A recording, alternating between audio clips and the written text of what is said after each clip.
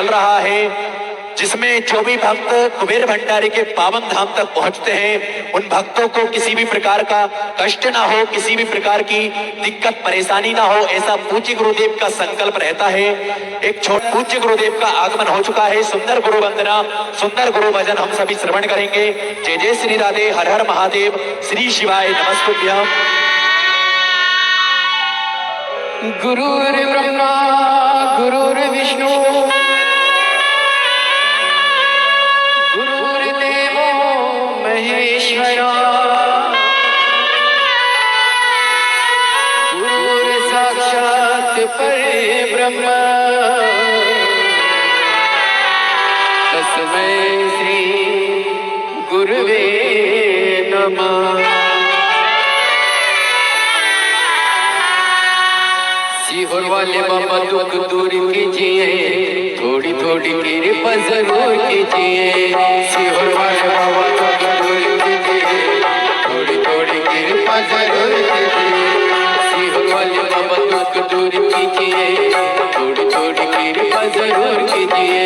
सीहोर वाले बाबा दुख दूर कीजिए, थोड़ी थोड़ी कृपा जरूर कीजिए। सीहोर वाले बाबा दुख दूर कीजिए, थोड़ी थोड़ी कृपा जरूर कीजिए।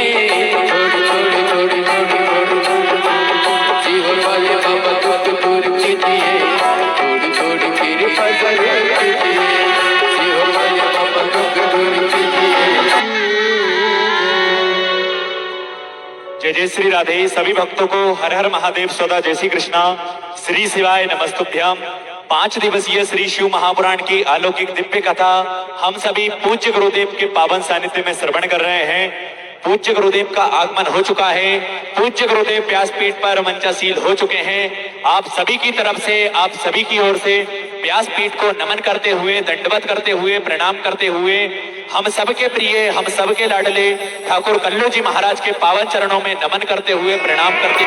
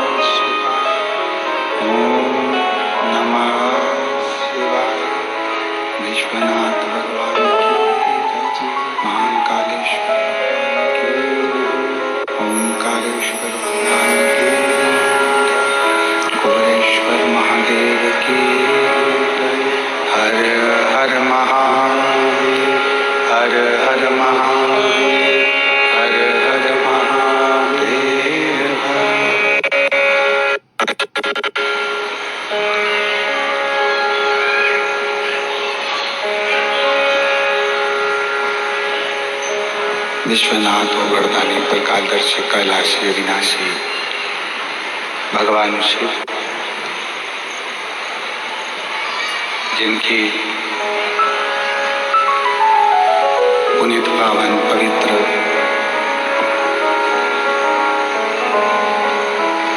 शिव महापुराण की कथा बाबा देवादिदेव महादेव की कृपा से, उनकी करुणा, उनकी उदारता से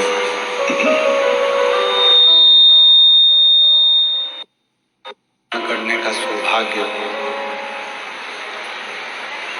निकुंभ जिला दुर्ग छत्तीसगढ़ की यह पवित्र पावन भूमि, धान का कटोरा कहा जाने वाली माँ कौशल्या का मायका, श्री राम जी महाराज जी का, भगवान श्री राम जी का ननिहाल, ऐसी पवित्र पावन भूमि पर पवित्र पावन शिव महापुराण की कथा श्रवण करने का सौभाग्य प्राप्त हुआ। कथा के मुख्य यजमान श्री सरयू प्रसाद देशमुख जी, श्रीमती टिकेश्वरी देशमुख जी, श्री रूपेश जी देशमुख जी, श्रीमती लीलावती देशमुख जी एवं समस्त महाकाल परिवार निकुंभ जिला दुर्ग छत्तीसगढ़ सभी यजमान परिवार के लिए एक बार जोरदार ताली बजाकर स्वागत करते हैं, जिन्होंने इस पवित्र पावन शिव महापुराण की कथा को आयोजित किया एवं संपूर्ण जगत को इस पवित्र कथा का लाभ दिया। मुश्किलों में भी मुश्किल ये मानव का शरीर, और उसमें भी अगर कुछ मुश्किल तो भगवान शंकर की स्तुति।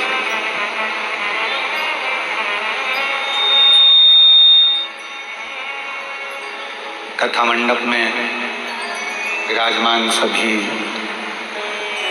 संत साधु तपस्वी साधक उपासक एवं वर्तमान कैबिनेट मंत्री जी एवं पूर्व गृह मंत्री जी एवं सभी अतिथिगण जो इस पवित्र कथा में पधारे हैं, उनके लिए भी एक बार जोरदार ताली बजाकर साधुवाद। तेरी कृपा बिना ना हिले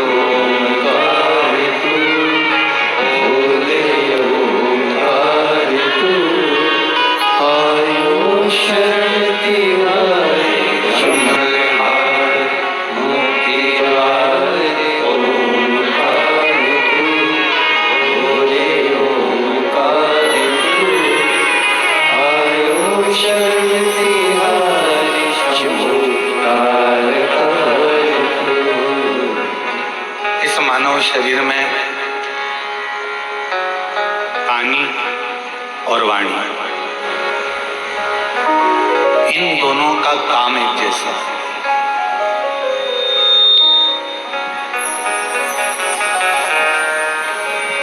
पानी अगर गंदा हो गया तो वो पीने के लायक नहीं रहता।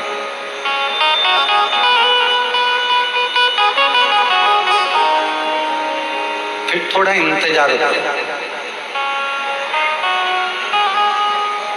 पानी गंदा हो गया तो उसको पी नहीं पाओगे, उसको फेंक दोगे, बेकार हो गया, गंदा हो गया, या थोड़ा इंतजार करो।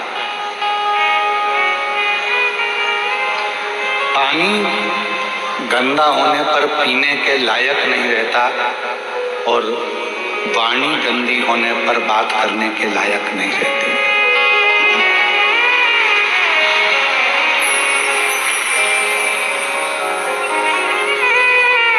मेरे शिव जी काय से रिश्ते, मेरे शंकर भगवान को चाहिए क्या? दो ही चीजें मेरे शंकर भगवान ने आपसे ली, एक पानी और दूसरी वाणी। शिव जी ने आपसे एक लोटा जल भी लिया और आपसे वाणी भी ली, श्री शिवाय।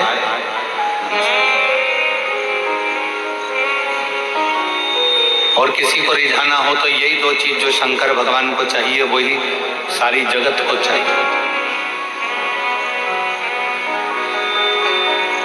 पूरी दुनिया को आपसे कुछ नहीं चाहिए। जो शंकर भगवान मृत्यु लोक के देव अधिदेव महादेव, जो पृथ्वी के देवता हैं, देव अधिदेव महादेव जो इस मृत्यु लोक के देव हैं, जो उन्होंने संसार के लोगों से लिया वही संसार के लोग भी आपसे लेना चाहिए।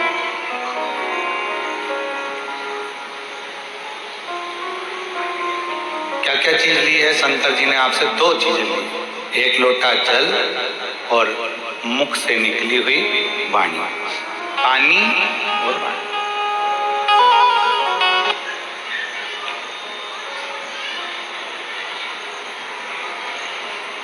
पानी भी शिव जी ने लिया है और वाणी भी शिव जी ने ली।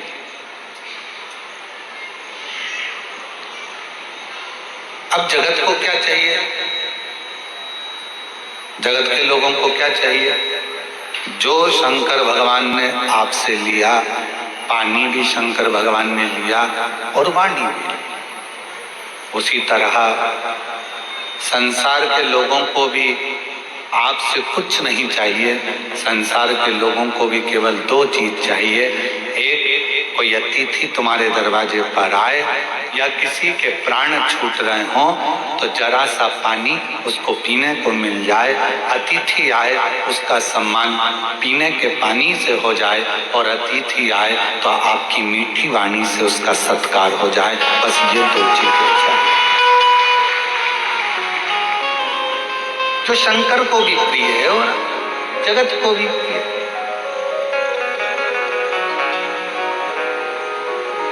मेरे ओगरदानी को, मेरे शंभू को, मेरे त्रिकालदर्शी को, मेरे कैलाशी विनाशी शंकर को भी बस यही 2 चीज चाहिए। एक श्रेष्ठ तुम्हारी पानी की, जो 1 लोटा जल लेकर जा रहे हो उसमें आपका भाव शुद्ध हो, निर्मलता का हो, हृदय का हो, भक्ति का हो। और आप जब किसी से मिल रहे हो, भगवान का भजन कर रहे हो, स्मरण कर रहे हो, कीर्तन कर रहे हो, तो आपकी वाणी शुद्ध। वाणी ऐसी बोलिए जो मन का आपा हो। अब शब्द कहे जा रहे हैं, ताने दिए जा रहे हैं, गालियां दी जा रही है, आड़े टेढ़े वचन बोले जा रहे हैं।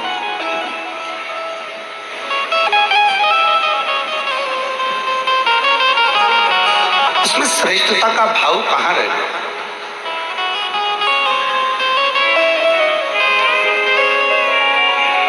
बोल मेरी जीवा हरि हरि, 10-10 भोजन पान करे और राम नाम में मरी मरी।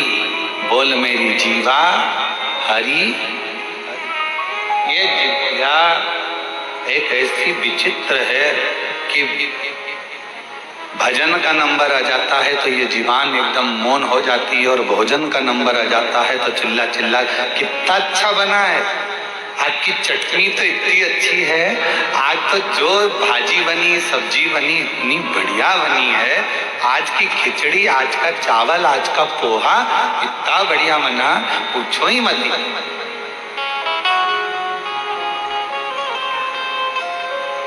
अब जितना तुम खाने में बोले हो ना, भोजन में बोले हो ना, उतना अगर भजन में बोलो तो थोड़ा थोड़ा। एक नजारा रात्रि को देखना निकुंभ में आके, आज नहीं देखो तो कल देखना। कल कथा का चतुर्थ दिवस है, परसों कथा विराम हो जाएगी। कल का कथा का समय तो यही रहेगा, 1 बजे से 4 बजे तक। परसों का कथा का समय सुबह 8 बजे से 11 बजे तक हो जाएगा।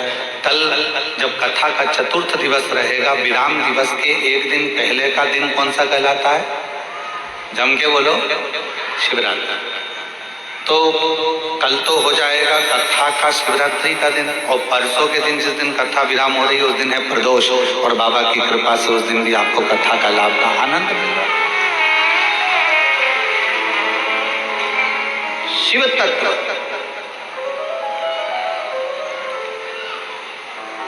भजन में मन नहीं लगा, भजन में जिह्वा थोड़ा थोड़ा बोलती बोलती बोलती बोलती थक जाता है, और जिह्वा थकी फिर भगवान का नाम जाप स्मरण नहीं होगा।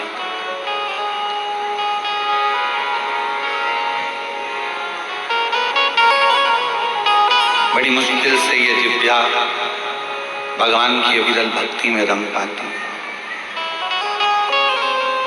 और एक बात और याद रखना, बहुत समझने वाला विषय है इस बात का। निकुंभ की मेरी जीजियों, छत्तीसगढ़ के मेरे जीजाओं, मेरी बेटियों, बेटाओं, मेरी माताओं, मेरे भाई, एक बात का स्मरण रखना, जितना जितना तुम भगवान की भक्ति में रमती चली जाओगी, लगती चले जाओगी, थोड़े दिन में भगवान मन में सोचते हैं कि ये बहुत ज्यादा उपास कर रही है, बहुत ज्यादा तप कर रही है, बहुत ज्यादा मंदिर में पोछा लगा रही है, बहुत ज्यादा झाड़ू लगा रही है, बहुत ज्यादा मंदिर में रोज रोज आ रही है। तो भगवान क्या करते हैं, धीरे धीरे मन में से अपनी भक्ति को हटाने का प्रयास करते हैं, आपको दूर करेंगे।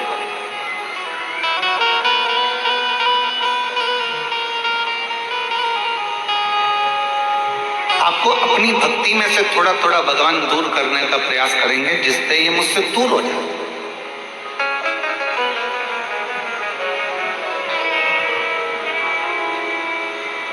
पहले भी कथा में काजखेल कह रहा है, बच्चा छोटा सा है, गोदी में, माँ बच्चे को कब उतारती है, जब वो बच्चा खिलौने से खेलने लगता है।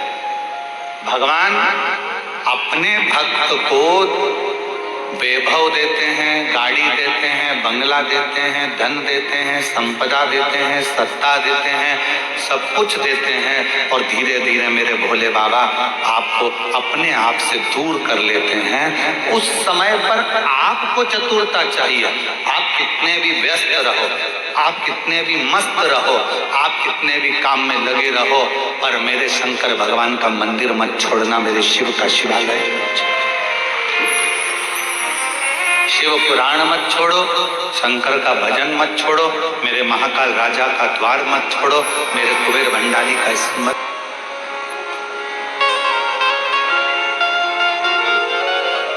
तारकासुर ने कहा एक प्रसंग मेरे स्मरण में, वो कौन सा प्रसंग है?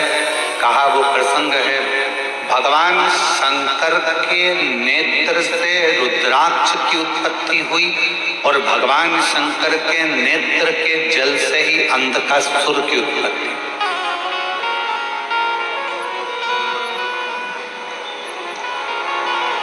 जो तपस्या कर कर नेत्र बंद कर कर रखे थे, तपस्या कर कर नेत्र बंद कर कर जो अश्रु गिरा था, उससे रुद्राक्ष का जन्म हुआ। रुद्राक्ष का, और इतने में माता पार्वती जी ने आकर आंखों को बंद कर लिया, और भगवान शंकर के नेत्र से जो जल गिरा उससे अंधकासुर हुआ।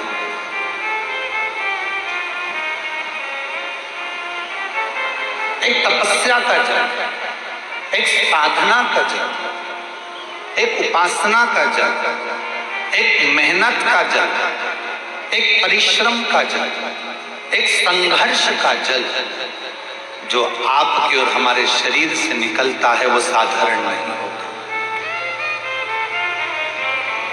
आज पूरा विश्व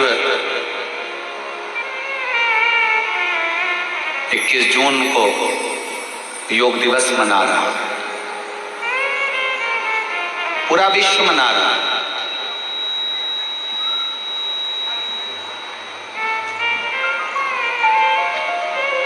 योग ऋषि बाबा रामदेव जी ने पूरे विश्व में इस योग की एक ऐसी अलग जगह दी कि केवल भारत देश ही नहीं, विश्व में भी इस योग दिवस को मनाया जा रहा है। और सभी को इस पवित्र योग दिवस की बहुत बहुत बधाई हो। संपूर्ण देश और संपूर्ण विदेश, जहाँ जहाँ पर सनातन धर्म है, वहाँ के सारे सनातनी स्वस्थ रहें, योग करते रहें और अपने जीवन को अलमस्त होकर जिएं। यही काम।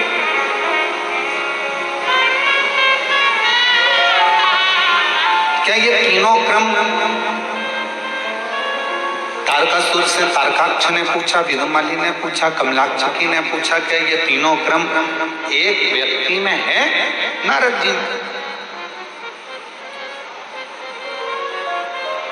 ठीक है, क्या कोई चरित्र है जिसको हम सुन सके? क्यों नहीं? एक पवित्र चरित्र तारकासुर ने सुनाया। सुनो तारकाक्ष विदुमाली कमलाक्ष की। शंकर भगवान के नेत्र बंद करने से उनके नेत्र से जो अश्रु निकला उससे एक बच्चे ने जन्म ले लिया जिसका नाम था अंधकासुर। पार्वती जी ने उसको गोदी में ले लिया। अब बच्चा अगर जन्म लिया है, बच्चा अगर रो रहा है तो बच्चे को पार्वती जी ने अपनी गोदी में लिया। गोदी में लिया तो शंकर भगवान से कहा कि ये मेरा पुत्र है। शंकर भगवान ने कहा ये तुम्हारा पुत्र नहीं है, प्रभु आपके द्वारा प्रकट हुआ है तो मेरा तो पुत्र ही रहेगा।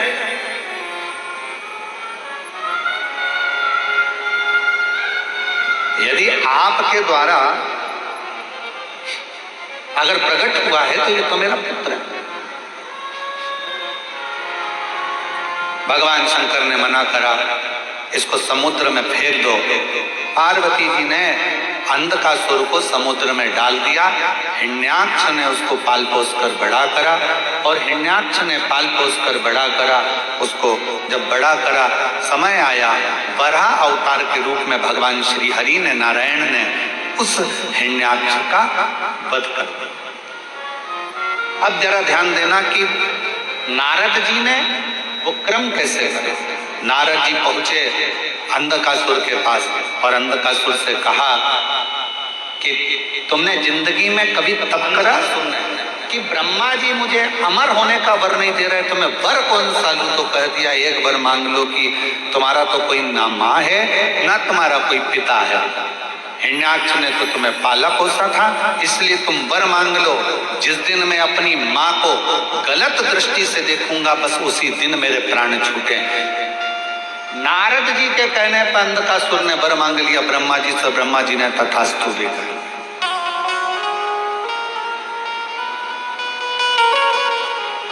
अब तथास्तु तो कह दिया, समझ लेना था अंधकासुर को कि अगर ब्रह्मा जी ने तथास्तु कहा है तो इसका मतलब है कि मेरी माता कहीं ना कहीं तो होगी, ये निश्चित। मेरी मौत अगर लिखी है तो मेरी माता कहीं ना कहीं तो होगी।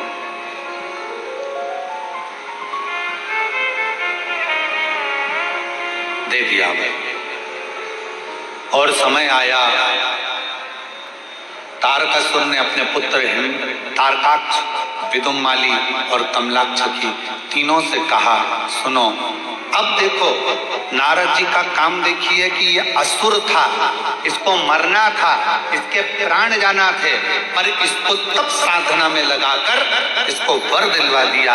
और वर दिलवाकर जब ये अपनी माता पार्वती की सुंदरता का बखान करेगा और पार्वती को अपनी अर्धांगिनी बनाने का जब प्रयास करेगा, तब इस कुंभ की मेरी जीजियों, छत्तीसगढ़ के मेरे जीजाओं, मेरी बेटियों, बेटाओं, मेरी माताओं, मेरे भाई, एक बात का स्मरण रखना, जितना जितना तुम भगवान की भक्ति में रमती चली जाओगी, लगती चले जाओगी, थोड़े दिन में भगवान मन में सोचते हैं कि ये बहुत ज्यादा उपास कर रही है, बहुत ज्यादा तप कर रही है, बहुत ज्यादा मंदिर में पोछा लगा रही है, बहुत ज्यादा झाड़ू लगा रही है, बहुत ज्यादा मंदिर में रोज रोज आ रही है। तो भगवान क्या करते हैं, धीरे धीरे मन में से अपनी भक्ति को हटाने का प्रयास करते हैं, आपको दूर करेंगे।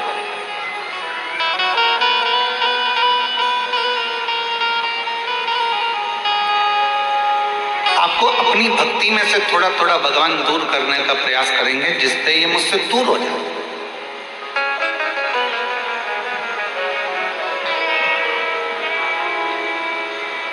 पहले भी कथा में काज खेल कर रहा है, बच्चा छोटा सा है, गोदी में है, माँ बच्चे को कब उतारती है, जब वो बच्चा खिलौने से खेलने लगता है। भगवान अपने भक्त को वैभव देते हैं, गाड़ी देते हैं, बंगला देते हैं, धन देते हैं, संपदा देते हैं, सत्ता देते हैं, सब कुछ देते हैं, और धीरे धीरे मेरे भोले बाबा आपको अपने आप से दूर कर लेते हैं। उस समय पर आपको चतुरता चाहिए। आप कितने भी व्यस्त रहो, आप कितने भी मस्त रहो, आप कितने भी काम में लगे रहो, पर मेरे शंकर भगवान का मंदिर मत छोड़ना, मेरे शिव का शिवालय मत छोड़ो, शिव पुराण मत छोड़ो, शंकर का भजन मत छोड़ो, मेरे महाकाल राजा का द्वार मत छोड़ो, मेरे कुबेर भंडारी का स्मरण मत छोड़ो। नहीं मिलता तो मैं 10 बजे मंदिर जाऊंगी तो भगवान सबसे ज्यादा व्यस्त तुम्हें 10 बजे कर देगा। तुमने सोचा कि मैं 10 बजे मंदिर नहीं जाऊंगी, शाम को 4 बजे जाऊंगी, जब सब दुकान चले जाएंगे, बच्चे स्कूल चले जाएंगे, सब अपने काम में लगे, 4 बजे मंदिर जाऊंगी, भगवान इतना व्यस्त कर देगा 4 बजे कि तुम मंदिर नहीं जाओ। फिर तुमने सोचा अब ऐसा नियम बनाती हूँ कि शाम को 7 बजे मंदिर जाऊंगी, सब आ जाएंगे, सबका खाना बना दूंगी, सबको घर में रोक के फिर मैं मंदिर, भगवान ऐसी व्यस्तता लाएगा कि 7 बजे भी तुम्हारा मंदिर का समय छूट जाए, तुम्हें दूर करेगा।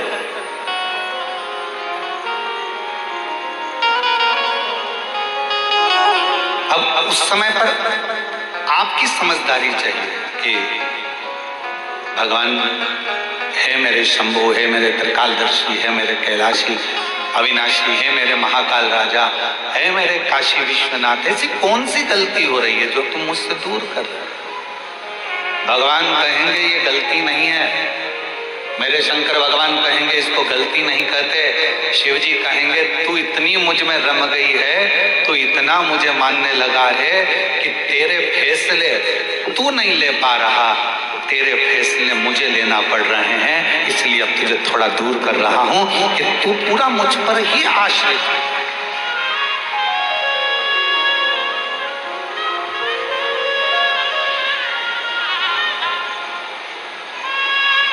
तारकासुर था असुर,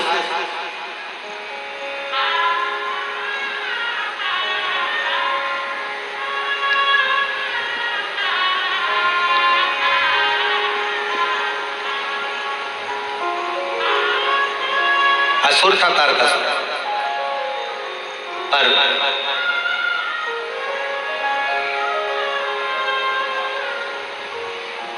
तारकासुर ने अपने बेटों को अपने पास में बुलाया, तारकाक्ष, विदुम्माली और कमलाक्ष,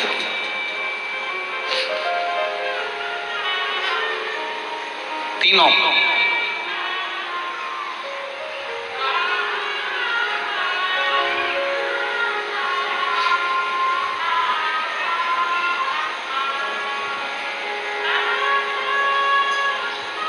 और तीनों को बुलाकर तारकासुर ने अपने तीनों बेटों से कहा कि 3 को कभी मत भूलना। और सुन लो मेरी छत्तीसगढ़ की जीजियों, मेरे छत्तीसगढ़ के जीजाओं, बहुत सावधानी से।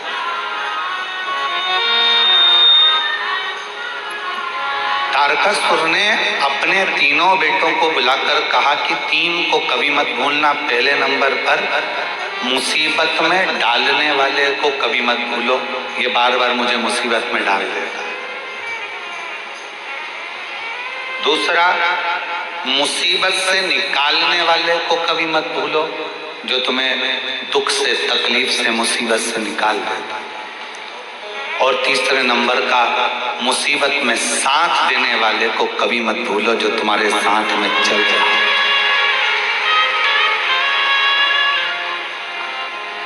अब तारकासुर के तीनों बेटे तारकाक्ष, विदुम्माली, कमलाक्ष की तीनों के अंदर एक प्रश्न खड़ा हुआ। क्या कभी असुरों की चित्तवृत्ति में भी कोई अच्छा प्रश्न आता है? कहा अगर कुछ माता पिता के संस्कार अगर प्रबल हैं तो अच्छे प्रश्न क्यों नहीं आते? तारकासुर के तीनों बेटों के अंदर एक प्रश्न जागृत हुआ।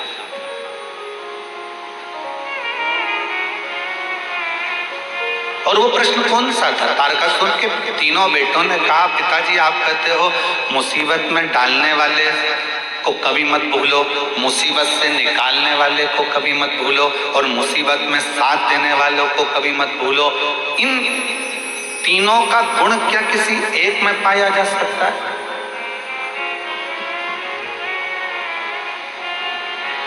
क्यों नहीं? तारकासुर ने कहा एक देव ऋषि नारद ऐसे हैं जो संपूर्ण जगत के कल्याण के लिए कहीं ऐसा क्रम उत्पन्न कर देते हैं कि व्यक्ति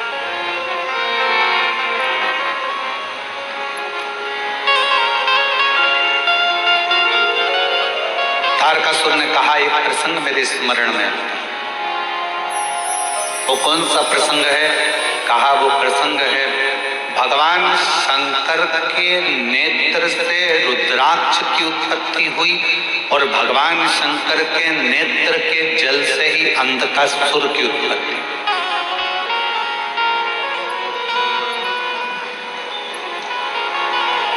जो तपस्या कर नेत्र बंद कर रखे थे, तपस्या कर नेत्र बंद कर जो अश्रु गिरा था, उससे रुद्राक्ष का जन्म, रुद्राक्ष का जन्म। और इतने में माता पार्वती जी ने आकर आंखों को बंद कर लिया और भगवान शंकर के नेत्र से जो जल गिरा उससे अंधकासुर हुआ।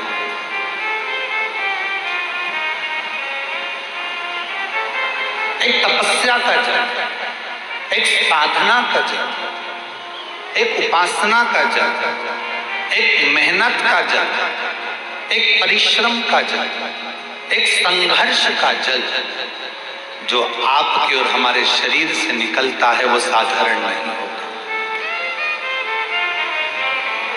आज पूरा विश्व 21 जून को योग दिवस मना रहा है, पूरा विश्व मना रहा है।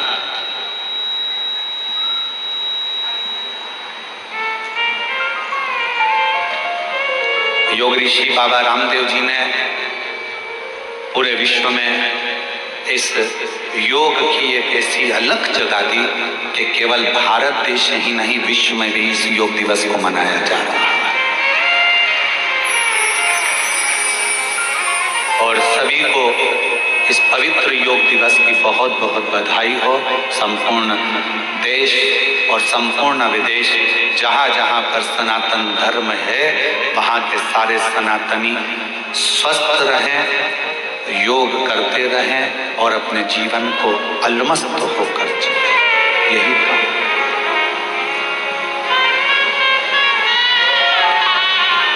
क्या ये तीनों क्रम,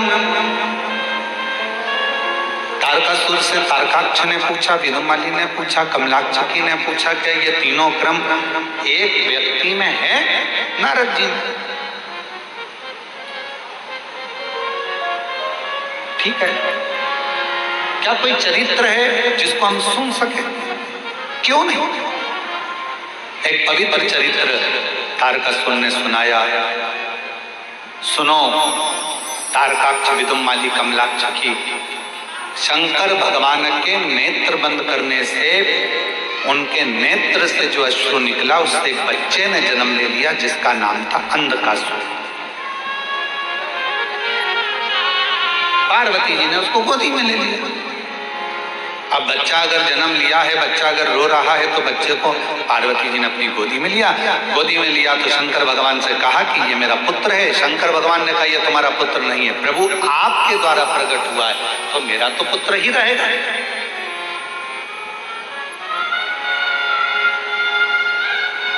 यदि आपके द्वारा अगर प्रकट हुआ है तो ये तो मेरा पुत्र है। भगवान शंकर ने मना करा, इसको समुद्र में फेंक दो। पार्वती जी ने अंधकासुर को समुद्र में डाल दिया। हिरण्याक्ष ने उसको पाल पोस कर बड़ा करा और हिरण्याक्ष ने पाल पोस कर बड़ा करा। उसको जब बड़ा करा, समय आया, वराह अवतार के रूप में भगवान श्री हरि ने, नारायण ने उस हिरण्याक्ष का वध कर दिया। अब जरा ध्यान देना कि नारद जी ने वो क्रम कैसे करे। नारद जी पहुंचे अंधकासुर के पास और अंधकासुर से कहा कि तुमने जिंदगी में कभी तप करा? जीवन में तुमने कभी साधना करी है, कभी आराधना करी है, कभी तप करा? नहीं। अंधकासुर को भगवान देव ऋषि नारद ने तप में लगा दिया और ब्रह्मा जी से वर मांगा कि मैं कहीं ना मरूं, ऐसा वर मुझे दे दीजिए। तब कहा ऐसा हो नहीं सकता, मरना तो पड़ेगा। तब देव ऋषि नारद से फिर पूछा अंधकासुर ने कि ब्रह्मा जी मुझे अमर होने का वर नहीं दे रहे, तो मैं वर कौन सा लूं? तो कह दिया एक वर मांग लो कि तुम्हारा तो कोई ना माँ है ना तुम्हारा कोई पिता है, हिरण्याक्ष ने तो तुम्हें पाला पोसा था, इसलिए तुम वर मांग लो।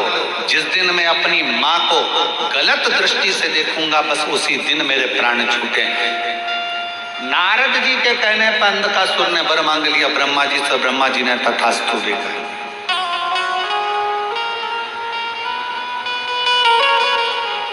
अब तथास्तु तो कह दिया, समझ लेना था अंधकासुर को कि अगर ब्रह्मा जी ने तथास्तु कहा है तो इसका मतलब है कि मेरी माता कहीं ना कहीं तो होगी, ये निश्चित। मेरी मौत अगर लिखी है तो मेरी माता कहीं ना कहीं तो होगी।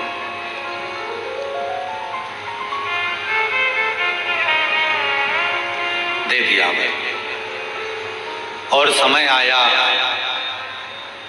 तारकासुर ने अपने पुत्र तारकाक्ष, विदुम्माली और कमलाक्ष की तीनों से कहा सुनो, अब देखो नारद जी का काम देखिए कि ये असुर था, इसको मरना था, इसके प्राण जाना थे, पर इसको तब साधना में लगाकर इसको वर दिलवा दिया। और वर दिलवाकर जब ये अपनी माता पार्वती की सुंदरता का बखान करेगा और पार्वती को अपनी अर्धांगिनी बनाने का जब प्रयास करेगा, तब इसके प्राण छूटेंगे।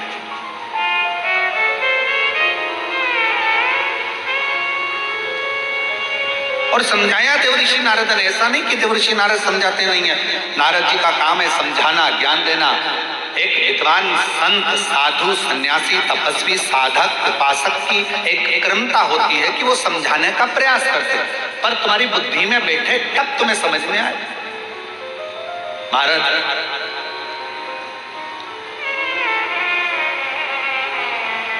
वो कहते हैं ना कि जब लड़के के लिए लड़की देखने जाते हैं तो फूफा जी जाते हैं, मामा जी जाते हैं, काका जी जाते हैं, बड़ा भैया जाता है, दामाद जाते हैं, सबको फोन लगाया जाता है, अरे दामाद जी तुम्हारे साले के लिए लड़की देखने जाना। अच्छा। अरे मामा जी तुम्हारे भांजे के लिए लड़की देखने जाना। फूफा जी तुम्हारे भतीजे के लिए लड़की देखने जाना। चलो, अब सबको ले जाकर लड़की वालों के यहाँ बिठा दिया और लड़की वालों के यहाँ पर लड़की चाय की ट्रे लेकर आई। तो जितने भी देखने गए थे ये सब आपस में मन में विचार करने लगे कि हम हमारे साले के लिए लड़की देखने के लिए आए हैं, हम हमारी भांजे के लिए लड़की देखने आए हैं, हम हमारे भतीजे के लिए लड़की देखने आए हैं। सब के सब जितने लड़की देखने गए थे सबने विचार करा, अपना ही निर्णय गड़बड़ हो गया था, तो फिर भांजे का निर्णय कैसे ले पाएंगे।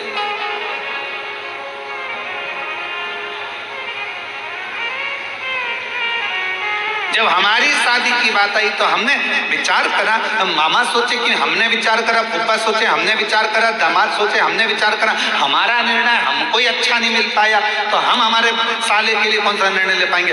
ये विचार नहीं हो जाता। पर शिव महापुराण की कथा एक बात कहती है, जन्म, मरण और परण ये तीन मेरे शंकर भगवान के हाथ में है। भगवान शिव ने ये किसी को नहीं, ये भगवान शिव ने किसी को नहीं दिया। जन्म कब होना है, कहाँ होना है, कैसे होना है, कितनी बजे होना है, ये निश्चित स्वयं देवदेव महादेव करते हैं। मरण, मृत्यु कहाँ होना है, किस जगह पर होना है, भले तुम कहीं पर भी रहते हो पर तुम्हारी मौत जहाँ लिखी होगी, जब लिखी होगी, जिस जगह पर लिखी होगी, जिस घड़ी में लिखी होगी, उस घड़ी में, उस पल, उस समय में मृत्यु तुमको लेकर चली जाएगी। और अगर तुम्हारी मौत नहीं लिखी है तो चाहे दुनिया के लोग मृत्यु के घाट उतर रहे हों, बाबा भोलेनाथ उस व्यक्ति को कैसे भी काल के पंजे से निकाल कर बाहर ले आएंगे। कोई बच जाएगा और मालूम पड़े बाकी के मर जाएगा। और ये हुआ। अभी अहमदाबाद में एक घटना घटी। बोलो टीवी पर देखी थी कि नहीं देखी थी? अरे जम के तो बोलो, देखी थी। अहमदाबाद में घटना घटी। कितना अच्छे अच्छे सब अपने अपने भावों से जा रहे थे। सबके हृदय में भगवान समाहित था, सबके हृदय में शिव था। फ्लाइट में बैठ भी गए, फ्लाइट उड़ भी गई। उस कैंपस में मेडिकल कॉलेज के जो बच्चे थे वो भोजन कर रहे थे। उनको क्या मालूम था कि हमारी मौत यहाँ लिखी है, हमारी मृत्यु यहाँ लिखी है। वो फ्लाइट में उड़ने वालों को क्या पता था कि हमारी मृत्यु यहाँ लिखी है? किसको मालूम?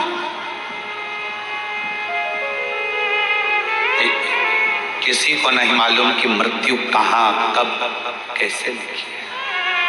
पूछा था मां पार्वती जी ने भगवान शंकर से, अमरनाथ की गुफा में मृत्यु की घड़ी कब लिखी जाती? थोड़ा ध्यान देना, पूर्व में क्या हुआ है, तुमने कितना कमाया, कितना गमाया, पूर्व में क्या तुम्हारे पास था, क्या नहीं था, ये बताना सरल है। पर आने वाला समय क्या कह रहा है, कितने दिन जियोगे, कब चले जाओगे, कब आखिरी श्वास होगी, कब भगवान का भजन कर रहे होगे, कब प्राणों को त्याग रहे होगे, ये बताना कठिन है, बहुत कठिन।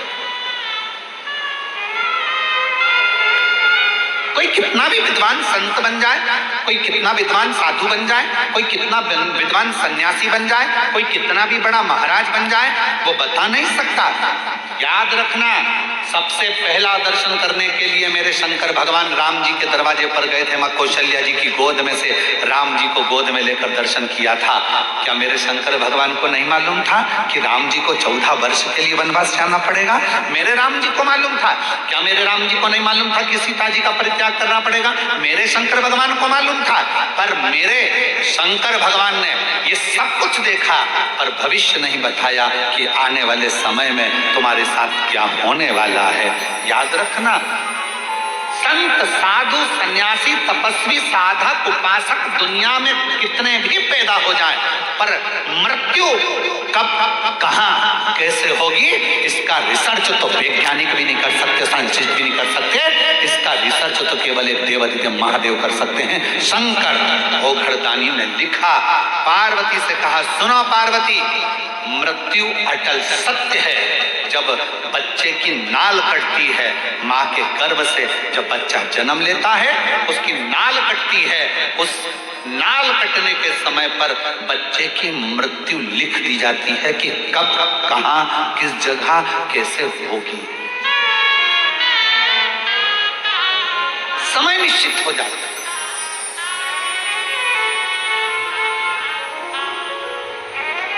स्वामी विवेकानंद जी का प्रसंग याद कर लीजिए। स्वामी विवेकानंद जी ने रामकृष्ण परमहंस जी से पूछा था कि व्यक्ति को भगवान का नाम कब लेना चाहिए। रामकृष्ण परमहंस जी ने कहा था, मरने के 1 मिनट पहले। मरने के 1 मिनट पहले भगवान का नाम लेना चाहिए। तो रामकृष्ण परमहंस जी से स्वामी विवेकानंद जी ने पूछा कि मालूम कैसे पड़ेगा कि मरना कब है? तो रामकृष्ण परमहंस ने कहा, जब तुम्हें मालूम ही नहीं है कि मरना कब है, तो हर पल, हर मिनट, हर क्षण भगवान का नाम लेते रहो। कौन सा क्षण आखिरी होगा, किसको मालूम है? कौन सा क्षण?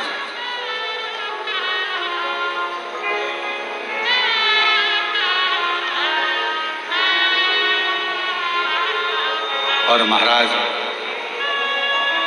अंत समय प्रभु आना पड़े। कितना अंतर है शहर और गांव में। शहर में अगर कोई साधु भी आ जाए, संत भी आ जाए ना, तो लोग उसको भिखारी समझते हैं।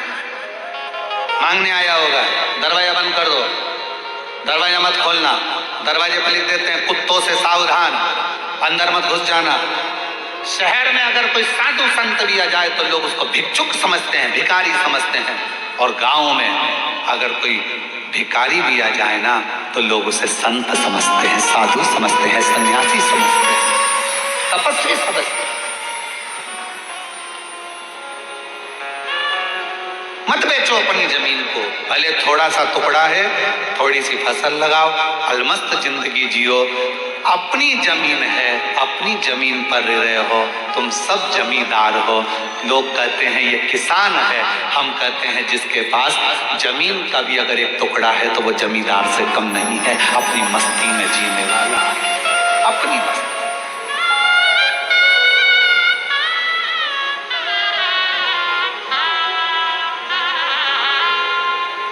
थोड़ा अलमस्त रहो, अपने जीवन को जितना प्रसन्नता में जीने का एक लक्ष्य बना सकते हो वो छोटे से गांव में ही बना सकते। माता पार्वती जी की सुंदरता की ओर उसका मन डोल गया, मन उसका विचलित हो गया पार्वती जी की ओर, और आखिरी में पार्वती जी को लेने गया। उसको नहीं मालूम था कि ये मेरी माँ है, इसने जब मेरा जन्म हुआ तो गोदी में मुझे ले लिया था, और मुझे गोदी में लेकर ये निश्चित हो गया था कि ये मेरी माता।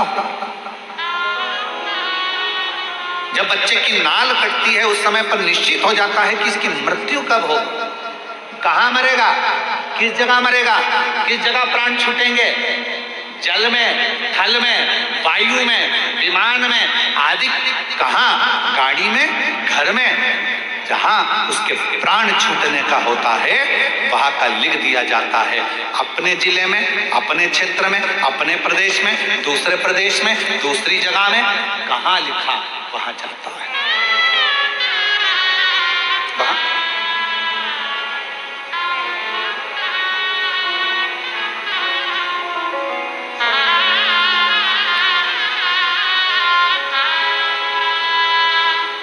इसलिए शिव पुराण कहती है जितना समय मिले, ये मत सोचना अगली कथा जब छत्तीसगढ़ में होगी ना तब मैं कथा सुनने के लिए जाऊंगी। नहीं नहीं नहीं, काल करे सो आज करे सो, पल में प्रलय हो जाएगा, शिव पुराण सुनेगा।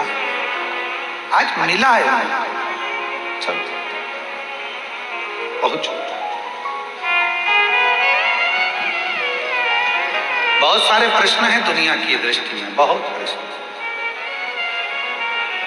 एक बहन ने एक प्रश्न लिखा कि गुरुजी हम हमारे नर्मदा जी का दर्शन करने के लिए हम जबलपुर के पास बेड़ा घाट गए, वहां से हम शंकर जी का छोटा सा शिवलिंग लेकर आ गए, हम उसकी प्राण प्रतिष्ठा करे बिगर हम उसका पूजन कर रहे हैं, हमारे पास में प्रतिष्ठा का पैसा नहीं है, हम उसकी आराधना कर रहे हैं, क्या हमें पुण्य मिलेगा?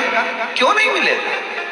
लिंग पुराण में, शिव महापुराण में, नर्मदा पुराण में, स्कंद पुराण में सब में तो वर्णन किया कि मां नर्मदा जी के जल से अगर कोई कंकर भी निकलता है तो वो शंकर है। उस शंकर की प्रतिष्ठा की जरूरत नहीं होती, वो अपने आप में प्रतिष्ठित होता है।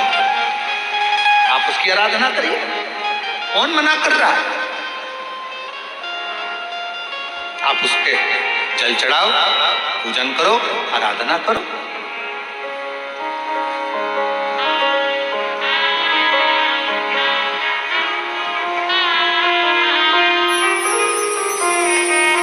और आप जब उसकी आराधना करेंगे, उसका स्मरण करेंगे तो सुख अपने आप आएगा।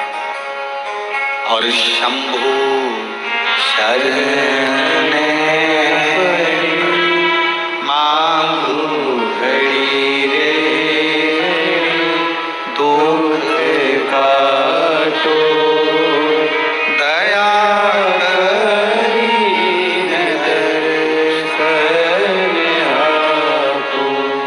द्रौपदी ने अपने गुरु जी से पूछा, गुरु द्रोणाचार्य से कहा, गुरुदेव कोई नहीं बचा रहा, मेरे पति नहीं बचा रहे, मेरे काका ससुर, काकी सास बेटी, अंधकार यहाँ पर धृतराष्ट्र गांधारी बैठे, वो नहीं बचा रहे, कोई बचाने को तैयार नहीं है, भीष्म पितामह नहीं बचा रहे। गुरुदेव आप बताओ मैं क्या करूं? तब गुरु जी ने कहा, एक काम कर, वो द्वारका नाथ को पुकारना प्रारंभ कर दे।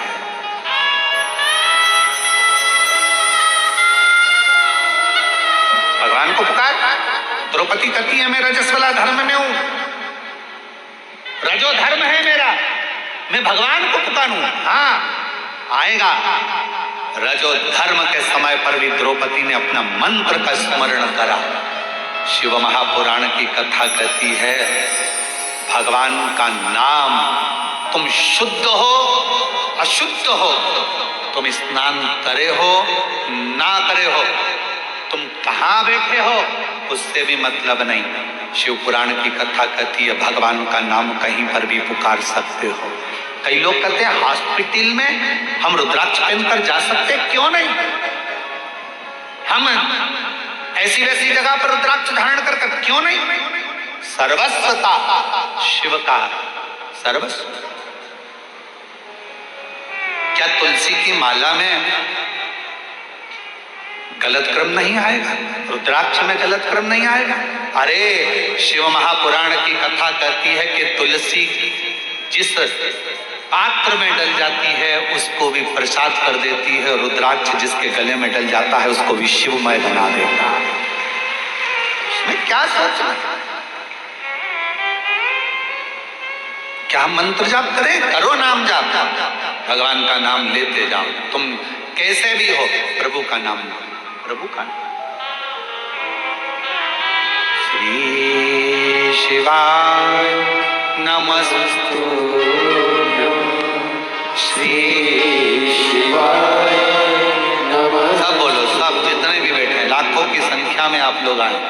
कोई पंडालों में जगह नहीं है, रोडों पर आप लोग बैठे हो। दिल से बोलिए, भाव से बोलिए, श्री शिवाय नमस्तुभ्यं, श्री शिवाय नमस्तुभ्यं, श्री शिवाय नमस्तुभ्यं, श्री शिवाय नमस्तुभ्यं। भगवान का नाम कहीं पर कभी भी कैसे भी किसी भी घड़ी किसी भी पल किसी भी क्षण पुकार सकते। रात्रि को नींद ना आए, बैठ जाओ 2 मिनट भगवान का नाम पुकारो। कोई काम अड़चन आ गई है, परिश्रम करो, मेहनत करो, कुछ देर भगवान के नाम का स्मरण करो, भगवान आए आए। जब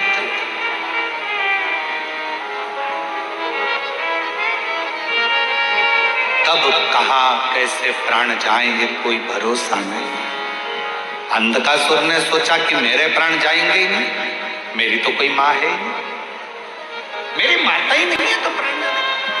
कई लोग ऐसे भी हैं, यहीं बैठे हैं, कई मेरी जीजियां ऐसी बैठी हैं, कई बेटियां ऐसी बैठी हैं, कई जीजा ऐसे बैठे हैं।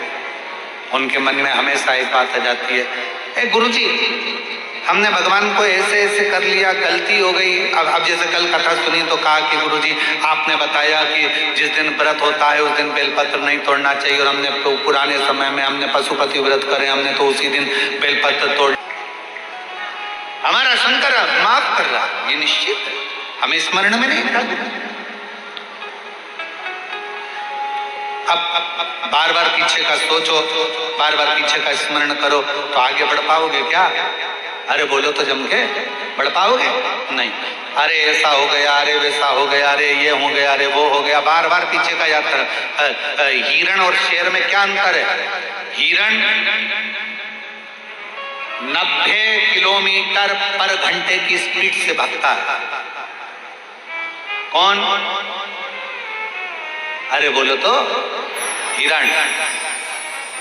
हिरण 90 किलोमीटर पर घंटे की स्पीड से भागता है और शेर 60 किलोमीटर पर घंटे की स्पीड से भागता है।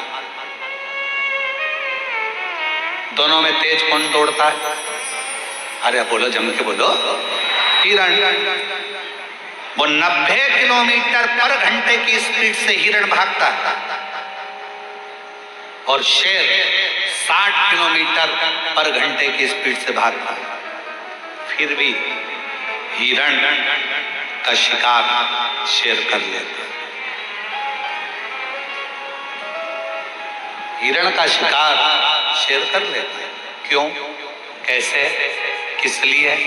ऐसा क्या हुआ कि हिरण 90 की स्पीड से भाग रहा है, शेर 60 की स्पीड से भाग रहा है और उसका शिकार कर लिया जाता है। कैसे? तो शिव महापुराण की कथा का एक संवाद याद रखना। हिरण 90 की स्पीड से भाग रहा है, पर हिरण पीछे पलट पलट कर रुकता, पलट कर देखता, फिर भागता, फिर पलट कर देखता, फिर भागता। हिरण अपना आधे से ज्यादा समय पीछे देखने में लगा देता है, इसलिए 60 की स्पीड में दौड़ने वाला भी शेर 90 की स्पीड वाले का शिकार कर लेता है।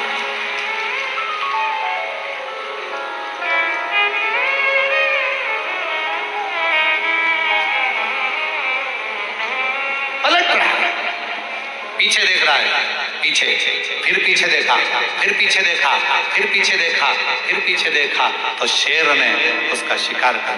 90 की स्पीड में भाग रहा था हिरण, पर 60 वाले ने 90 वाले का शिकार कर। पीछे पलटने के चलते। और आपसे निवेदन है मेरी छत्तीसगढ़ की जीजियों, मेरे छत्तीसगढ़ के जीजाओं, मेरी बेटियों बेटाओं, आपसे निवेदन है। कई बेटियां कहती हैं मैंने पहले एग्जाम दिया, 4 बार एग्जाम दिया, 5 बार एग्जाम दिया, मैं क्लियर नहीं कर पा रही हूँ, मैं सीए बनूंगी कि नहीं बनूंगी, डॉक्टर बनूंगी कि नहीं बनूंगी, मैं ये वाला एग्जाम पास करूंगी कि नहीं करूंगी, मैं ये कर पाऊंगी कि नहीं कर पाऊंगी, मैं इंजीनियर बन पाऊंगी कि नहीं बन पाऊंगी, मैं कलेक्टर बनूंगी कि नहीं, मैं एसपी बनूंगी कि नहीं बनूंगी। ये पीछे तुमने कितने भी एग्जाम दिए उसको मत देखो, तुम्हारी स्पीड 90 की होना चाहिए। अच्छा पढ़ो, मेहनत करो, संघर्ष करो और दौड़ते रहो, आगे बढ़ते रहो, फिर तुम्हारा शिकार कभी नहीं होगा। तुम एक दिन अपने सिंहासन पर बैठ कर ही रहोगे। एक पत्र है, अच्छा है, शंभू शंभू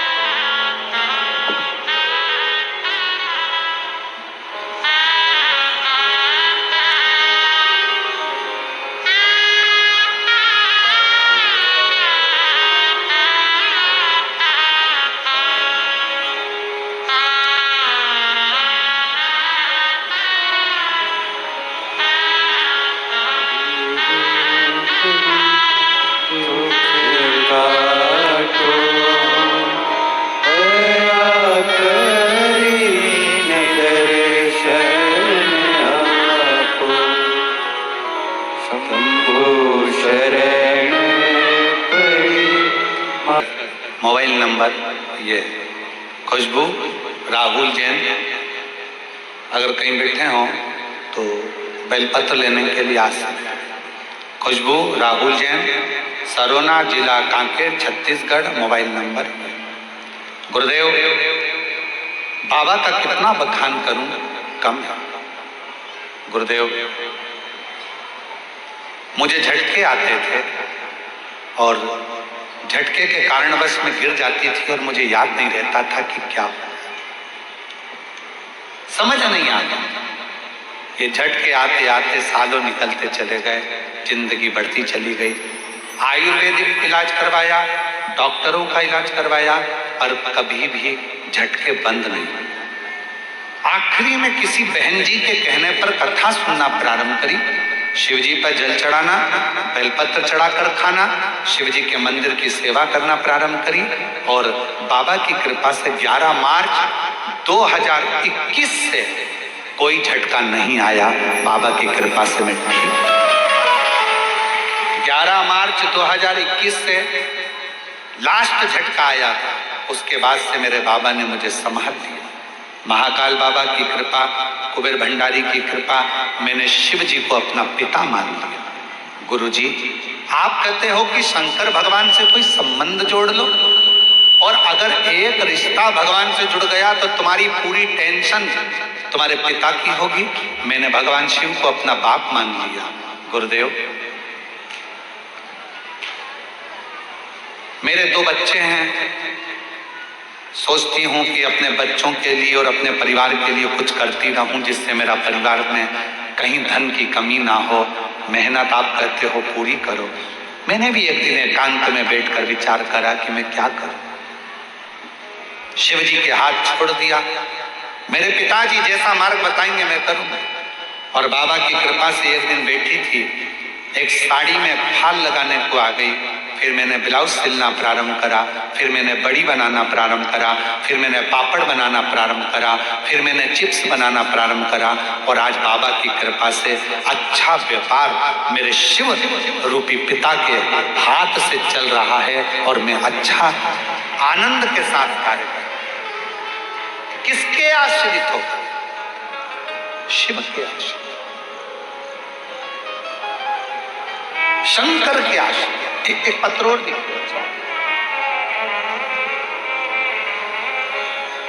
पद्मा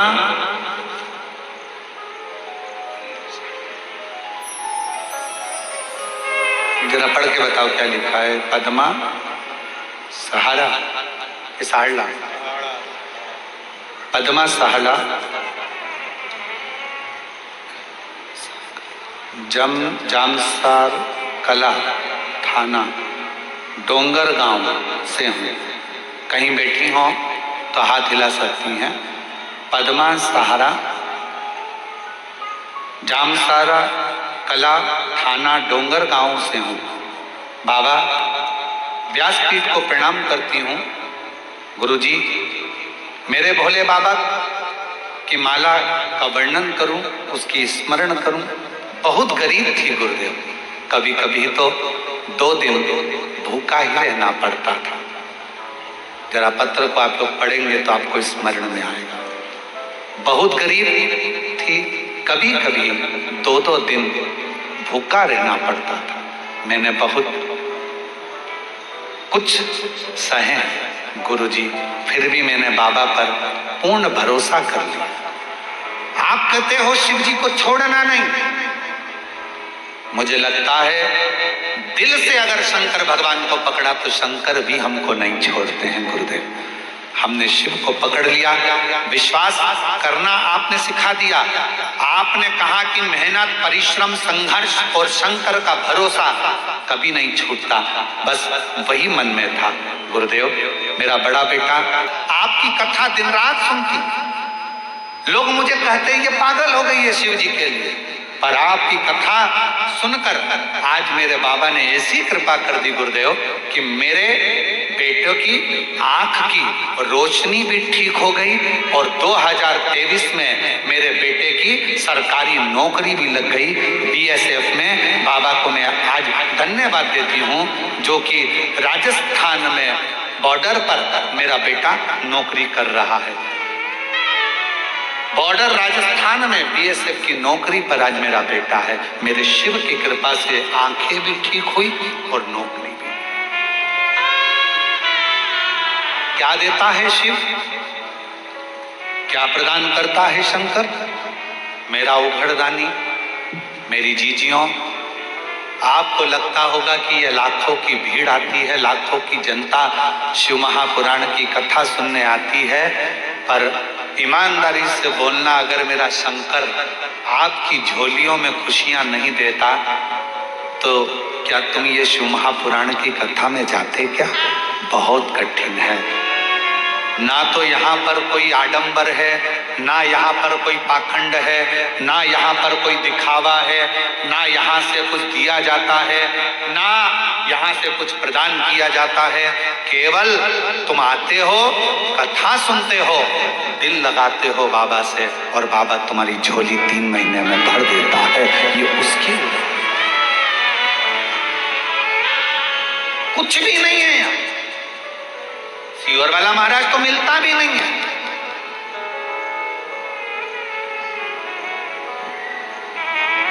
हम आपसे मिलते भी नहीं है, और नहीं मिलने का कारण केवल एक है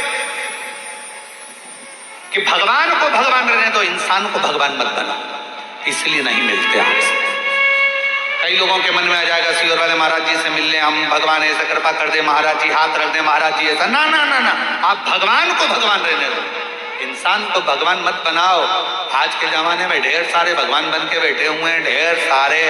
कोई क्या हमारे पास आओ हम तुम्हारा कल्याण कर देंगे, कोई क्या हमारे पास आओ हम तुम्हारा कल्याण कर देंगे।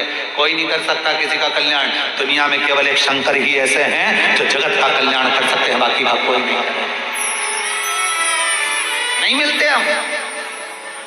और इस बात के पीछे बहुत विवाद भी होता है। कई लोग कह देते हैं महाराज जी तो चाय पीने जाते होंगे तो इतने लाख ले लेते होंगे। कई लोग कहते हैं महाराज जी तो ऐसे जाते होंगे किसी के घर तो करोड़ों रुपए ले लेते होंगे। ना ना ना ना, हम चाय तो हमारी जिंदगी में आज तक मुंह पे रखी नहीं, क्योंकि हमारे घर में जब हमारी परिस्थिति ऐसी थी तो हमारे यहाँ चाय बनाने के लिए दूध का भी पैसा नहीं था। तो हमें स्मरण में है हमारी माँ थोड़ा सा कहीं से अगर गुड़ मिल जाता था तो पानी में घोलकर उसको दे देती थी, होठ पर लगा लेते थे तो लगता था कि चाय ऐसी होती होगी। उस परिस्थिति से निकले हैं तो आज तक चाय मुंह पे रखी नहीं, उस परिस्थिति का स्मरण। क्यों नहीं, आप और हम भी भगवान के एकांत में बैठकर शिव नाम का भजन करें, स्मरण करें, चाकरी करें, मंत्र जाप करें और आप भी शिव से लगन लगाओ, उसकी ओर जाओ जिसकी जरूरत है। सीहोर में भी आओ। हमने एक बार कथा में कहा था, आपके घर के नजदीक में अगर शंकर जी का मंदिर है, आप रोज शिव जी के मंदिर में जल चढ़ाने के लिए अगर जाते हो, तो हमने कहा था उसके बीच में अगर तुम्हारी मौसी का घर पड़ जाए, मामा का घर पड़ जाए, सहेली का घर पड़ जाए, रिश्तेदार का घर पड़ जाए, बेटी का घर पड़ जाए, माँ का घर पड़ जाए, तो भी उस रिश्तेदार के घर मत जाना, सीधे मंदिर, मंदिर से सीधे घर आना, क्योंकि शंकर भगवान कब क्या देकर भेज देगा तो वो खजाना लेकर अपने घर जाइए। सीहोर कुबेरेश्वर धाम पर आओ तो यह सोचकर आना कि मैं अपने पापा के घर जा रही हूं, मैं अपने पिता के घर जा रही हूं, मैं अपने बाबुल के घर जा रही हूं। ऑटो वाला कहेगा यहाँ ले चलता हूं, वहां ले चलता हूं, ये करता हूं, वो करता हूं। नहीं, मुझे मेरे पिता के घर लेकर चल, मुझे मेरे कुबेरेश्वर धाम लेकर चल। मैं रेलवे स्टेशन पर उतरी और बाबा से कहो कि मुझे मेरे बाबा के घर लेकर चल।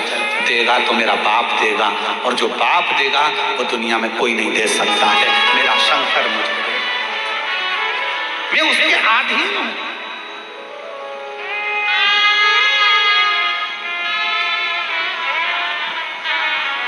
रिश्ता तेरा मेरा सबसे प्यारा, रिश्ता तेरा मेरा सबसे प्यारा, तू मेरा बाबा, मैं हूँ तेरा लाला, मैं हूँ तेरा लाला, तू मेरा बाबा, मैं हूँ तेरा लाला, मैं हूँ तेरा। मेरा संबंध मेरे बाबुल से है, मुझे उसके द्वार जाना।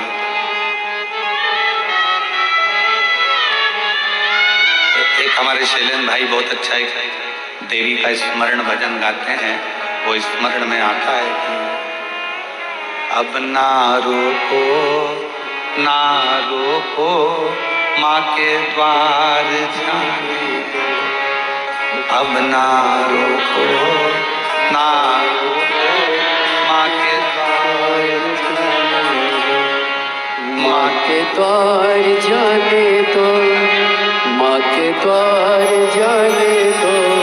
अब ना रोको, ना रोको, माँ के द्वार जाने दो। अब ना रोको, ना रोको, माँ के द्वार जाने दो। एक बार जाने दो मुझे, एक बार जाने दो, एक बार जाने दो मुझे, एक बार जाने दो। अब ना रोको, ना रोको, माँ के द्वार जाने दो। अब ना रोको, ना रोको, माँ के द्वार जाने दो।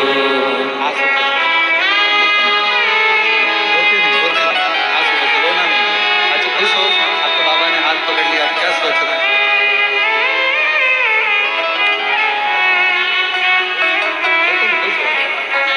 बाबा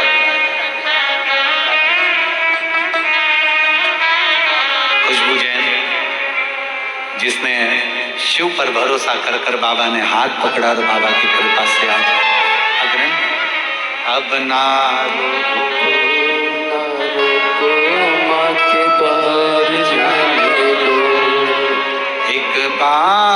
जाने दो, मुझे एक बार जाने दो, एक बार जाने दो, मुझे एक बार जाने दो। अब अब ना रोको माँ के द्वार में। अब ना रोको माँ के द्वार वो उसके द्वार, उसकी चाकरी, उसकी शरणागति, कहीं नहीं जाऊंगी, भटकूंगी नहीं, कहीं नहीं।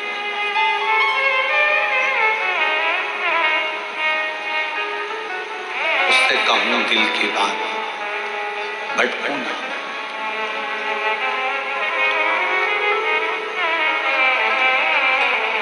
कब, कहां, कैसे, वो कृपा कर दे, उसका भरोसा नहीं, पीछे नहीं पलटती। क्या हुआ पहले, मैंने एक बार एग्जाम दी, नहीं निकली गुरुजी, दूसरी एग्जाम दी, नहीं निकली गुरुजी, कोई बात नहीं, मेहनत कर रही हो ना बेटा, अपना परिश्रम कर रही हो ना बेटा, सफलता मिलेगी। हार उसकी होती है जो हाथ पर हाथ रखकर बैठा रहता है।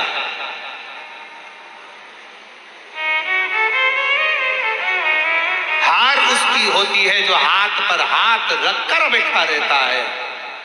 मेहनत करने वाला तो एक दिन विजय प्राप्त कर कर ही रहता है। मिलेंगे तुम्हारे गांव में, तुम्हारे शहर में अगर कोई बहुत छोटा है, बहुत गरीब बड़ा है ना, उस पर कोई ध्यान। सील ठप्पा लगना कोई साधारण बात नहीं है महाराज। डिग्री प्राप्त करना कोई साधारण बात नहीं है महाराज। सील ठप्पे लगना कोई साधारण बात नहीं है। मीराबाई के जीवन में सोचो, सांप का पिटारा आया, शेर के सामने जंगल में छोड़ दिया।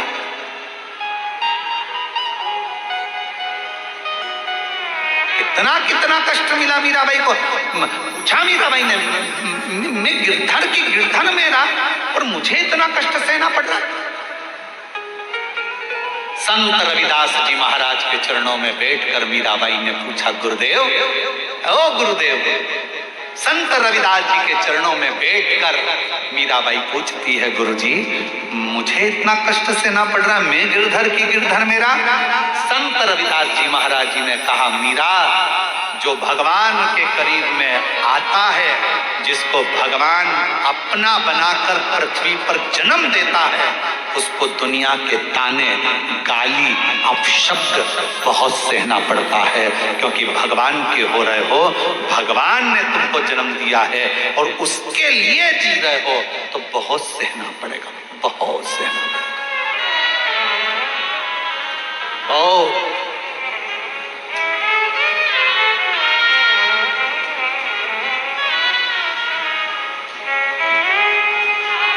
बहुत सहना, फिर भी हार ना मानो।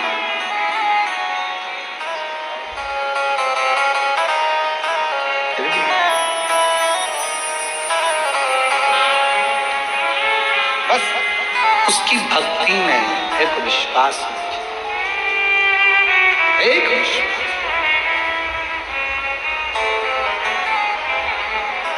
और अब ना रोको माँ के द्वार जाने दो, अब ना रोको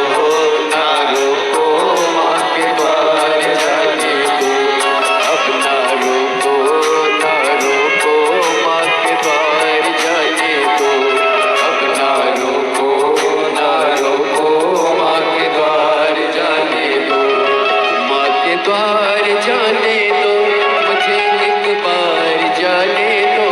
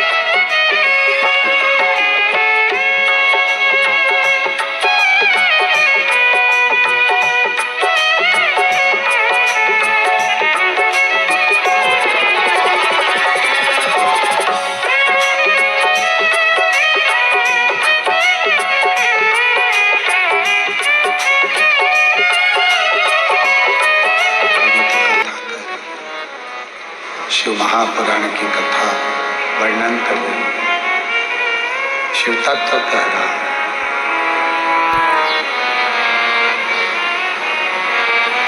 कहीं ना भटकते हुए शिव की शरणागति। अंधकासुर के प्राण चले गए। तारकासुर ने अपने तीनों बेटों को समझाया, तीन को मत दो, मुसीबत में डालने वाले को, मुसीबत से निकालने वाले को और मुसीबत में साथ देने वाले। देवऋषि नारद अगर अपने किसी पर करुणा करने वाले होते हैं तो पहले उसको थोड़ा कष्ट दे देते हैं,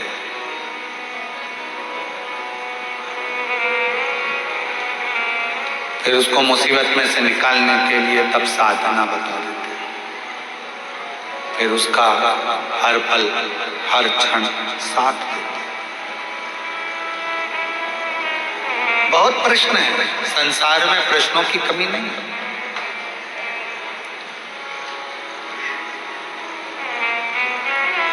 क्यों गुरुजी? मान लो हम मंदिर ना जा पाए तो जो उपाय हमको करना है क्या वो हम हमारे घर में कर सकते हैं? क्यों नहीं? कई बड़े बड़े शहर होते हैं, बड़े बड़े शहर हैं, मंदिर दूर है। कई उपाय ऐसे होते हैं जो रात्रि में करना होते हैं, नहीं हो पाते। मंदिर का दरवाजा बंद हो गया, नहीं कर पा रहे, अपने घर में कर लो।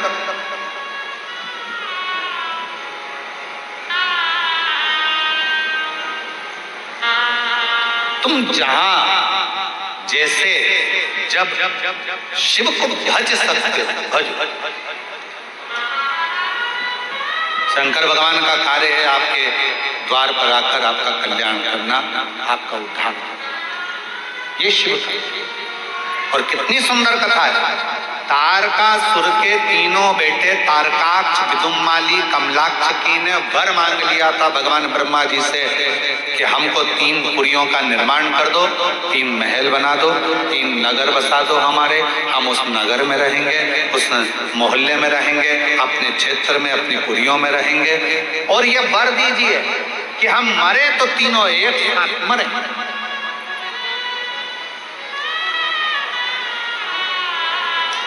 मान लो अगर हमारे प्राण चले भी जाएं, हमारे प्राण अगर छूट भी जाएं तो हम मरे तो तीनों एक साथ मरे, तीनों के प्राण एक साथ चले, एक साथ।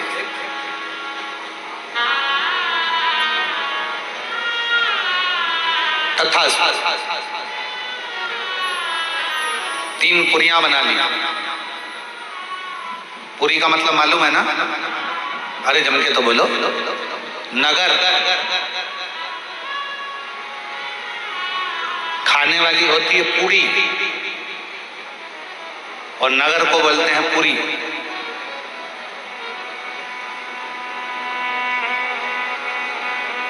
तीन पुरियां बनी जिसमें तारकाक्ष, विदुमाली, कमलाक्ष की सब उसमें निवास सब उसमें निवास कर रहे हैं, सबकी खूब उपद्रव मचाया, जितना उपद्रव मचा सकते थे। क्लियर करो उसको आवाज में। खूब उपद्रव मचाया, सारे देवता परेशान हो गए, सब परेशान।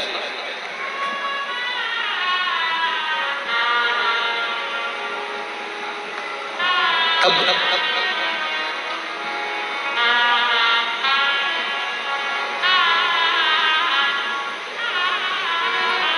सबने मिलकर भगवान देवादिदेव महादेव से प्रार्थना की।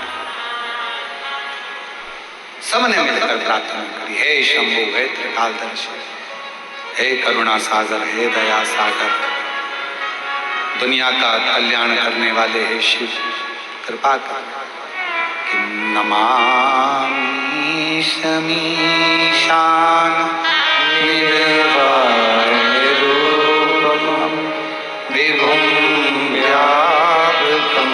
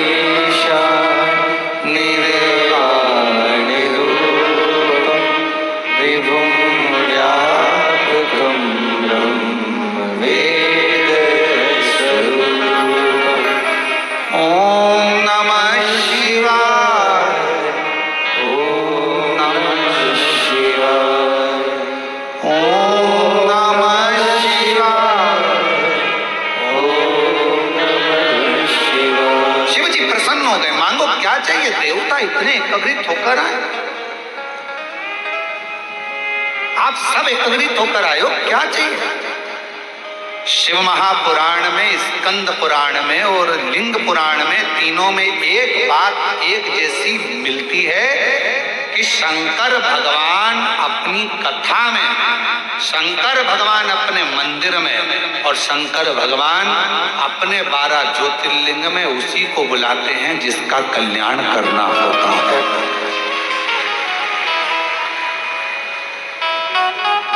तीनों जगह जाने वाले व्यक्तियों से निवेदन है, आप वहां एंजॉय करने ना जाए, वहां टाइम पास करने ना जाए,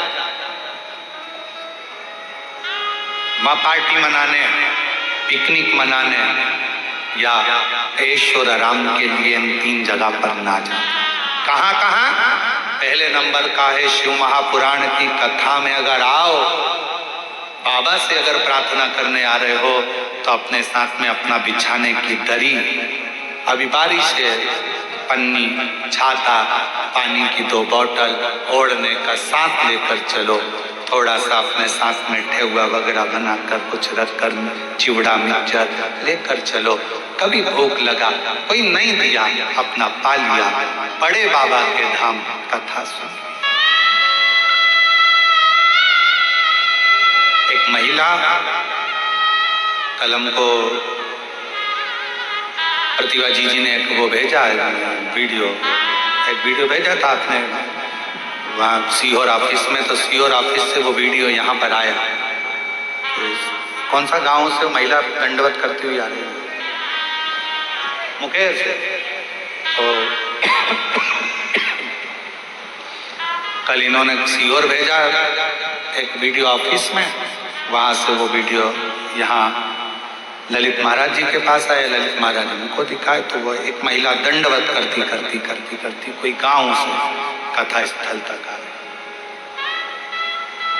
कथा स्थल चलिए आ गई। समिति वालों ने दीदी से पूछा कि ये क्यों आ रही है, तो उन्होंने फिर लिख के भेजा कि इनकी जेठानी की लड़की का कोई स्वास्थ्य खराब हो गया था और बाबा ने लाज रख ली, तो दंडवत का बोला था, पास में कथा होगी तो दंडवत करती करती करती।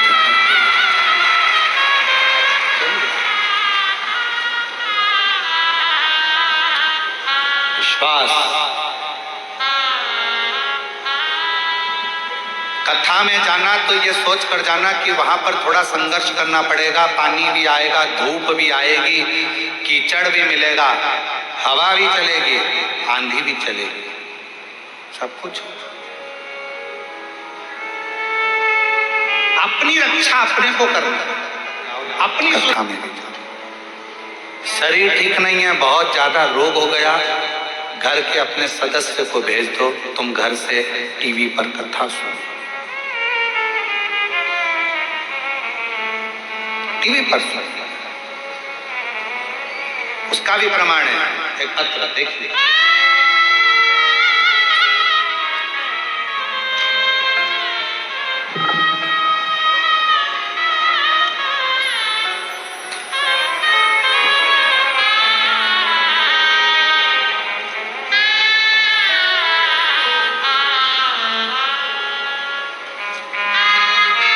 मेरा नाम इंद्राणी साहू है, पति श्री सियाराम साहू, ग्राम बरघरा, जिला कवर्धा, छत्तीसगढ़ का निवासी हूँ।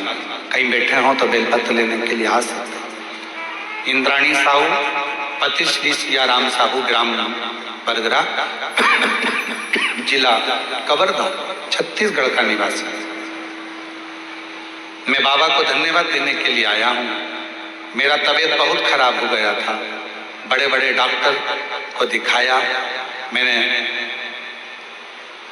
MRI कराना, CT स्कैन कराना, तो पता चला कि तुम्हारे सिर पर गांठ हो गई है। 2.5 सेंटीमीटर का जो गांठ है वो ब्रेन में हो गई है, तुम्हें ब्रेन ट्यूमर हो गया है, उसका ऑपरेशन करना पड़ेगा। खर्चा करीब 10 लाख रुपए का है। पत्र को आप लोग LED पर पढ़ रहे हैं सब लोग, बोलो तो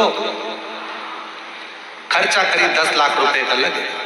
डॉक्टर ने बताया ऑपरेशन के बाद कोई गारंटी नहीं है कि बचेगा या नहीं, होश में आएगा कि नहीं।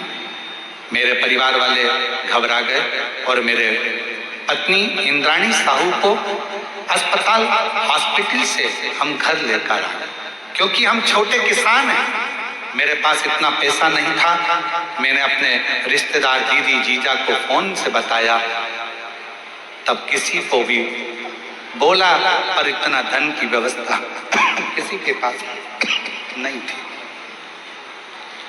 दीदी बोली तुम ऑपरेशन मत कराओ भैया, एक काम करते हैं सीहोर चले जाते हैं, वहां पर प्रदीप मिश्रा जी रहते हैं सीहोर में, वहां कुबेरेश्वर बाबा का पूजन करना।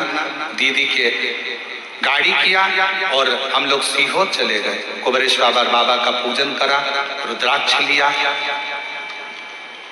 पूजन करके रुद्राक्ष लेकर कंकर शंकर पूजा पाठ किया और 2 दिन दर्शन करने के बाद से प्रार्थना किया, बाबा मेरी पत्नी का सिर पर गांठ है, उसे ठीक कर देना।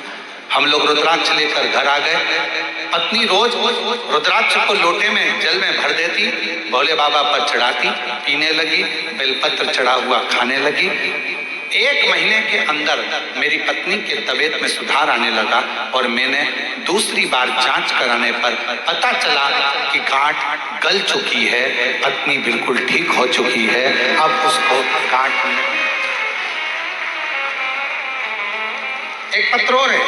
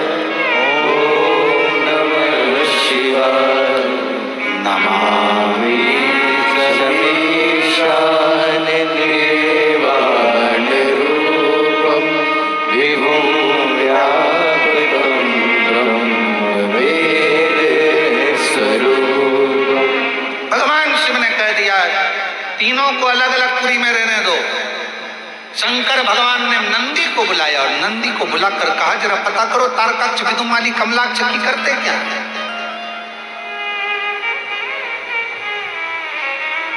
जितने असुर हुए, जितने राक्षस हुए, सारे राक्षसों की लिस्ट निकाल कर देखना।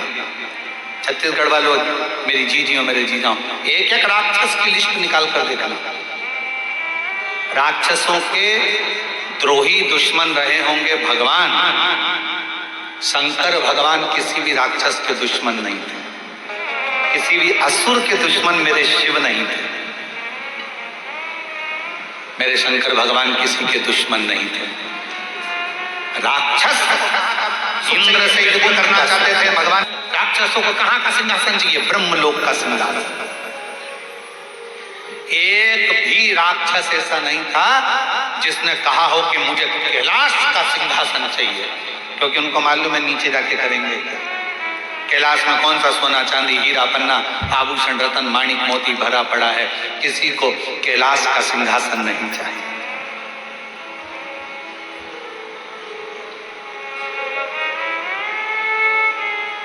आज लोगों को शिव महापुराण में थोड़ी सी तकलीफ क्यों होती है? क्यों? शंकर भगवान की कथा वाचने वाले के पीछे लोग पड़े रहते हैं, तुम्हें मालूम तो है। कारण क्या है? उसका कारण केवल एक है, पहले के समय में लोग कुछ ना कुछ करते रहते थे। आज के समय में कोई किसी के पास नहीं जा रहा। थोड़ा सा भी दुख आता है तो लोग मोबाइल पर कथा सुन लेते हैं शिव पुराण, और 1 लोटा जल भरकर शंकर के मंदिर चले जाते हैं और उनका दुख कट जाता है। उनकी तकलीफ मिट रही है, उनका कष्ट मिट रहा है। थोड़ा सा घर में से 1 चावल का दाना उठाया, शंकर के मंदिर पहुंच गए, बेलपत्री मंदिर की उठाई, धोकर फिर चढ़ा दी, भगवान ने सुन लिया। 1 लोटा जल चढ़ा दिया, भगवान ने सुन लिया। वो भाई ने लिखा अपने पत्र में, मेरे पास में किसान आदमी, 10 लाख रुपए नहीं है मेरे पास ऑपरेशन कराने के।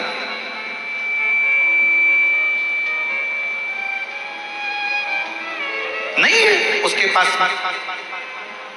वो बहन ने लिखा, मेरा भाई मरा तो मैंने 30 लाख रुपए लगा दिए पर नहीं बचा पाई। पर मेरी माँ जिसको कैंसर हो गया 4th स्टेज का, वो लिखती है, बहन शिव पर भरोसा कर लिया कि इसका ऑपरेशन भी नहीं हो सकता तो वो समाज से।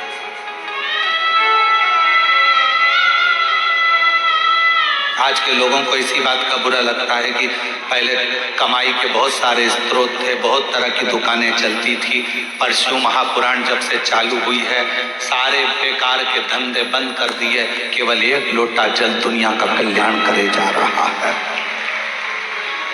केवल एक लोटा जल दुनिया का कल्याण करते जा रहा है।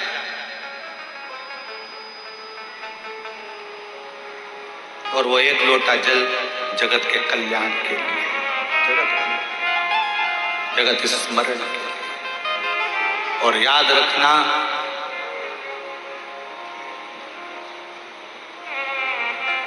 बहुत ऊंचाइयों पर चढ़ोगे और आगे बढ़ने का प्रयास करते रहोगे तो तुम्हें धक्के तो बहुत लगेंगे। शिवजी ने नंदी से पूछा, जरा पता कर कराओ कि तारकाक्ष विदुमाली कमलाक्ष की करते क्या है। नंदी गए, एक सुंदर मदारी का रूप रखकर नंदी ने मदारी का रूप रखा, तारकाक्ष की पुरी में पहुंच गए। लोहे की, सोने की, पीतल की सारी पुरियों में घूमे, पूछा, देखा, नगर के लोगों से पूछा, पुरियों के लोगों से पूछा, प्रदेश के लोगों से पूछा, तुम्हारा राजा कैसा है। राजा बहुत असुर प्रवृत्ति का, बहुत असुर प्रवृत्ति, पर वो भले असुर प्रवृत्ति का है पर वो हमेशा एक बात कहता है, अंत समय प्रभु आना पड़ेगा और वचन दिया तो निभाना पड़ेगा। असुर प्रवृत्ति का है राजा, भले असुर प्रवृत्ति का है पर उसका ध्यान किसी में नहीं। इंद्र का सिंहासन चाहिए, वैकुंठ का सिंहासन चाहिए, ब्रह्मलोक का सिंहासन चाहिए, वरुण लोक का सिंहासन चाहिए, गरुण लोक का सिंहासन चाहिए, कुबेर का सिंहासन चाहिए, पर हमारे राजा को केवल एक जगह का सिंहासन नहीं चाहिए, वो है देवाधिदेव महादेव का सिंहासन। क्यों? क्योंकि हमारा राजा कहता है कि शंकर के सिंहासन की जरूरत नहीं, शंकर के चरण की जरूरत है। चरण मिल गया तो सब कुछ प्राप्त हो जाएगा, सब कुछ।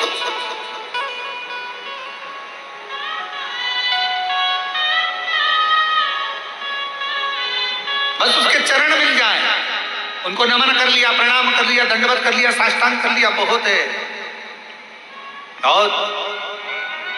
और महादेव नमन चल, है त्रिशूलधारी, है त्रिपुंडधारी, है त्रिशूलधारी। कहे हमारा जो राजा है वो शिव का उपासक है। और होता है, एक बार भगवान शंकर से पार्वती जी ने कहा, पार्वती जी बोली, प्रभु मुझे एक बात कहना है आपसे।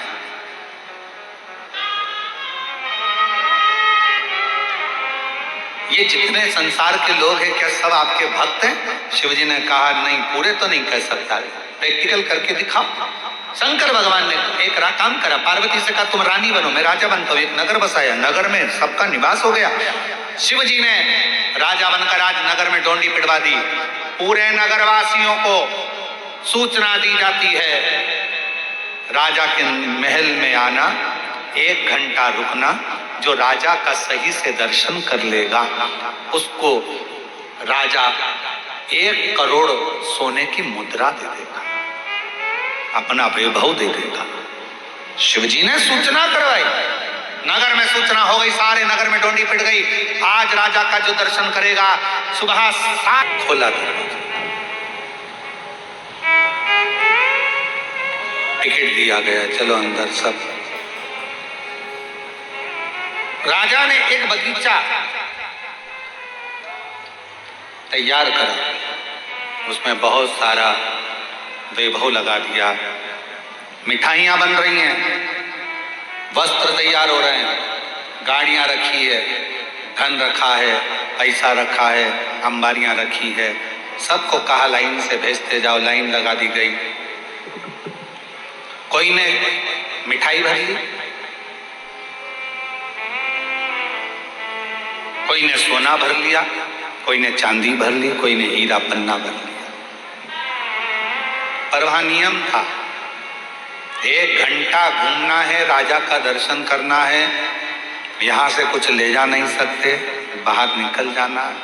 सबने भरा तो बहुत था, पर आखिरी में निकले तो कुछ हाथ नहीं लगा।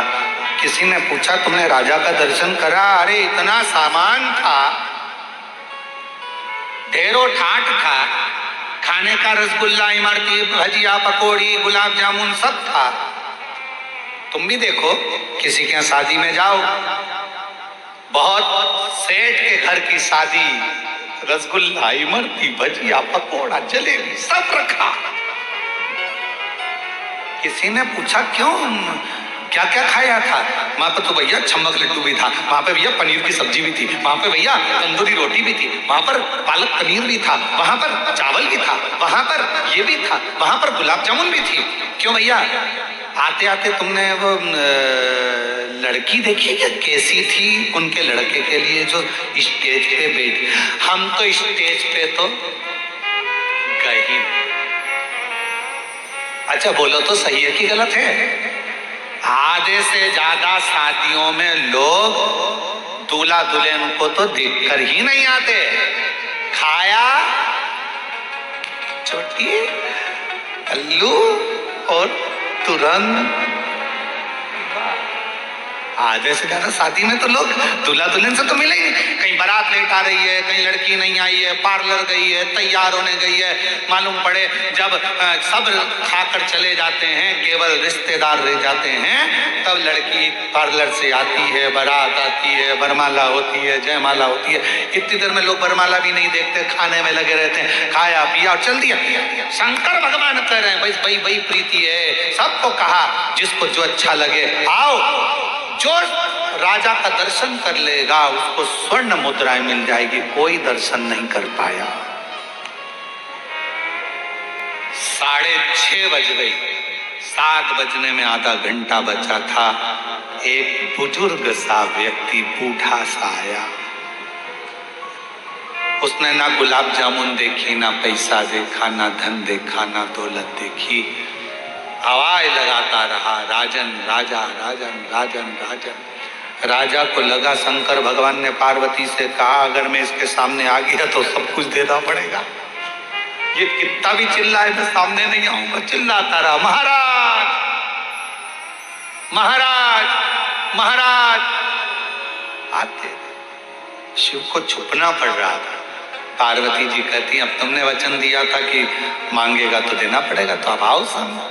तब जो बहुत आवाज लगा ली उसने, बहुत आवाज लगा ली, तब आखिरी में मेरा काल अधिपति राजा महाराजा महाकाल राजा सामने आकर खड़ा हो गया।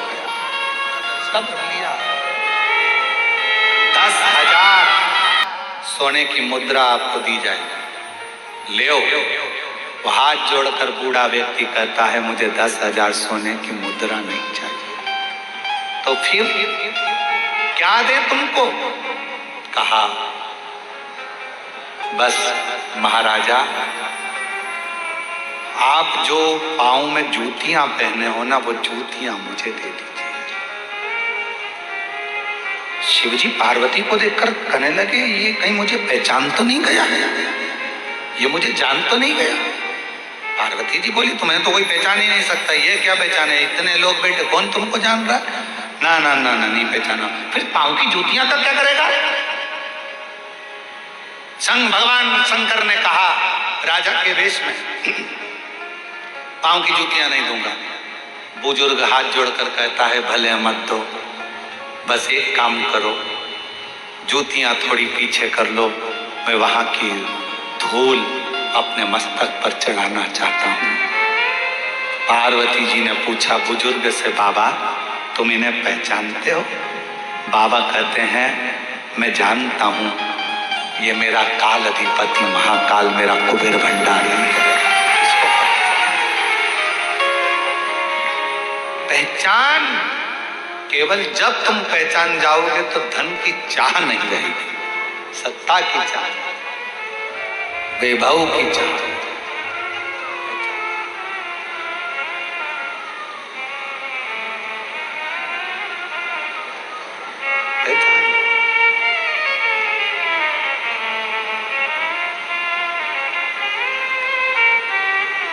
बस उससे मिलने की चाह है। आप और हम एक ही जैसे हैं। आपने और हमने भी यही कहा, संसार सागर में गाड़ी है, बंगला है, मिठाई है, सब कुछ है, अच्छे वस्त्र हैं, आभूषण है, सब कुछ मिलेगा। शंकर भगवान बहुत दूर रहेगा, उसको पहचानने के लिए तुम्हारे पास में नेत्र होना चाहिए। उसको पहचानने के लिए तुम्हारे पास, और महादेव नमन चरणों में, सब बोलो, स्वीकार कीजिए सबका किया है, मेरा भी उद्धार कीजिए, उद्धार कीजिए। हे त्रिपुंडधारी, हे त्रिशूलधारी, हे त्रिपुंडधारी, हे त्रिशूलधारी। यही सुख है, यही आनंद है।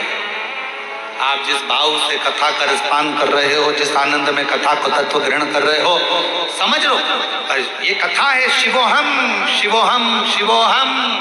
ये कथा शंकर कहीं दूर नहीं, हर एक में शिव समाया है। जित देखो तो शिव की माया है। हर हर शिव का एक स्वरूप नजर, शिव कथा कर तारकासुर के 3 बेटों के संहार के लिए पूछा, नंदी से पूछा, क्यों वहां कुछ चल रहा था? ना ना ना ना, वहां पर तो केवल सबका सिंहासन चाहिए, पर शंकर का सिंहासन नहीं चाहिए। और शिव सिंहासन की जरूरत नहीं, शिव के चरण की रज की जरूरत। और आपसे निवेदन है, ये कथा तो परसों के दिन विराम हो जाएगी। कल तो यहाँ शिवरात्रि का चौथे दिन की कथा हो जाएगी, 5वें दिन 23 तारीख को विराम हो जाएगी। 26 तारीख को जो कथा होगी बैजापुर महाराष्ट्र संत छत्रपति संभाजी नगर बैजापुर में, जो 1 बजे से 4 बजे तक होगी, बेलपत्र के महत्व को उसमें हम जानेंगे। 5 जुलाई से 9 जुलाई तक जो 5 दिन की शिवपुराण गुरु पूर्णिमा के अवसर पर सीहोर में होगी।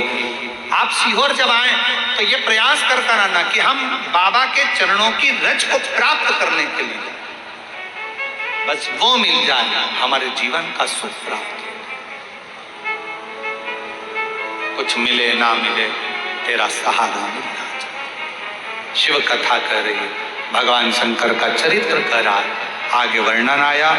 भगवान तारकासुर के 3 बेटों का नंदी पता लगाने के लिए गए हैं, और यहाँ भगवान को सहयोग प्रदान करे। भाव से बड़े आनंद के साथ ये शिव महापुराण की कथा तृतीय दिवस को विराम की ओर जा रही है। कल चतुर्थ दिवस में प्रवेश करेंगे। हर हर महादेव, हर हर महादेव।